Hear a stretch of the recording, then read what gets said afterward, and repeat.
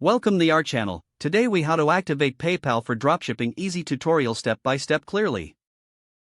To activate PayPal for dropshipping, begin by visiting the PayPal website. Click on the sign up button located in the top right corner. Choose the type of account you wish to create. For dropshipping, select the business account option. Fill in your email address and create a strong password.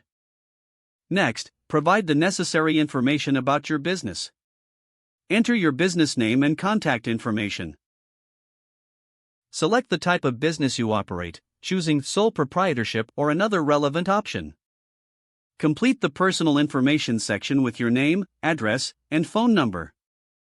Once all the details are filled in, click Continue. You may be asked to verify your email address. Check your inbox for a verification email from PayPal. Click the link inside that email to confirm your account. Next, log in to your newly created PayPal account. Navigate to the settings icon located in the top right corner. Select Account Settings from the drop-down menu. Scroll down to find Business Information and review your details. Make any necessary updates to ensure your information is accurate. Next, locate the Payment Preferences section.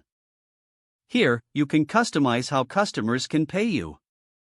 To accept credit and debit cards, select the PayPal Payments Standard option.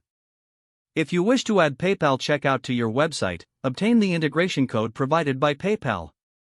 Copy this code to your website's HTML where you'd like the payment button to appear.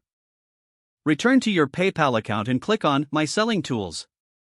Find and set up website payments if you haven't done so yet. After setting up, go back to the dashboard and locate the API Access option. Apply for API credentials by following the prompts. You will receive API credentials necessary for integrating PayPal with your dropshipping platform. Once you've obtained the credentials, head to your e-commerce platform's payment settings.